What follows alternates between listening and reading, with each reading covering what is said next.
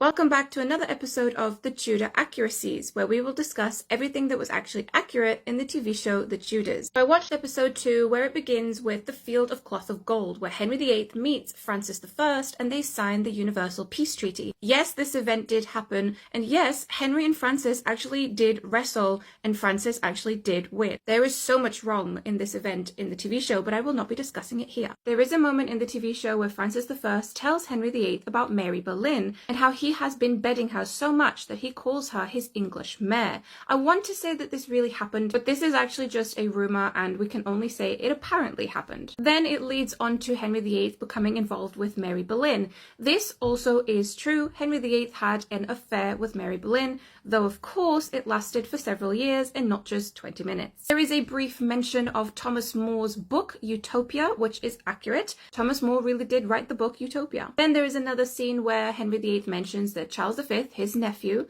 is now proclaimed Holy Roman Emperor. This also is true, and of course this bruised Henry's ego. And then it shows Bessie Blount giving birth, and of course she gives birth to a boy who Henry VIII immediately acknowledges as his own son. This is all accurate. It is also accurate that they have a great big celebration, and also of course that Catherine is not best pleased. So I will quickly mention that Bessie Blount was not married during her affair with Henry VIII, and that actually their affair continued even after the birth of their son Henry Fitzroy, and Henry VIII had another child by her who was a girl. I only mention this because I recently published my book about Henry Fitzroy's life, which of course mentions Bessie Blount's relationship with Henry VIII. If you want to read about how Bessie Blount's relationship with Henry VIII really was, you can check it out in my book, The Hopeful Duke.